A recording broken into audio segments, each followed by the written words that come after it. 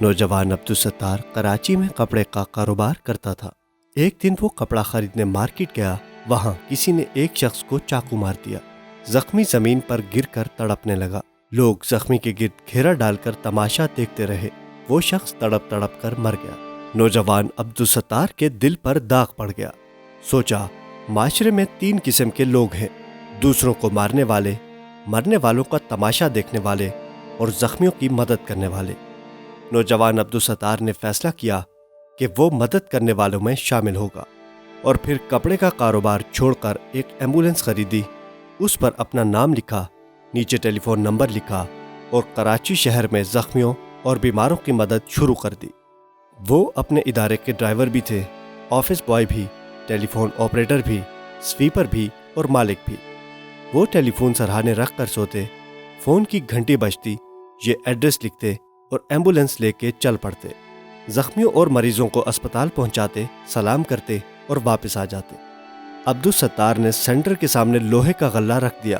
لوگ گزرتے وقت اپنی فالتو ریزگاری اس میں ڈال دیتے تھے۔ یہ سینکڑوں سکے اور چند نوٹ اس ادارے کا کل اثاثہ تھے۔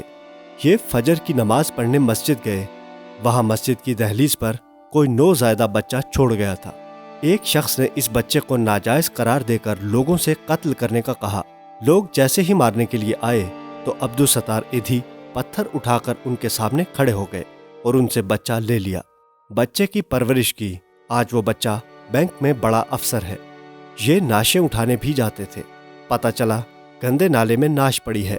یہ وہاں پہنچے، دیکھا کہ لواحقین بھی نالے میں اتر کر ناش نکالنے کے لیے تیار نہیں ہیں۔ عبدالستار ایدھی نالے میں اتر گئے، ناش نکالی، گھر لائے، غسل دیا، کفن پہنایا، جنازہ پڑھایا اور اپنے ہاتھوں سے قبر کھود کر ناش دفن کر دی۔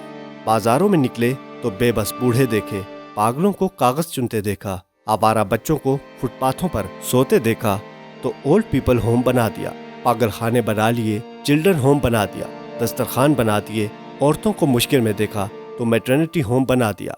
لوگ ان کے جنون کو دیکھتے رہے، ان کی مدد کرتے رہے، یہ آگے بڑھتے رہے، یہاں تک کہ ایدھی فاؤنڈیشن ملک میں ویلفیئر کا سب سے بڑا ادارہ بن گیا۔ یہ ادارہ 2000 میں Guinness book of world record میں بھی آ گیا۔ ایدھی صاحب نے دنیا کے سب سے بڑی پرائیویٹ ایمبولینس سروس بنا دی۔ عبدالستار ایدھی ملک میں بلا خوف پھرتے تھے۔ یہ وہاں بھی جاتے جہاں پولیس مقابلہ ہوتا تھا یا فسادات ہو رہے ہوتے تھے۔ پولیس، ڈاکو اور متحارب گروپ انہیں دیکھ کر فائرنگ بند کر دیا کرتے تھے۔ ملک کا بچہ بچہ قائد اعظم اور علامہ اقبال کے بعد عبدالستار ایدھی کو جانتا ہے۔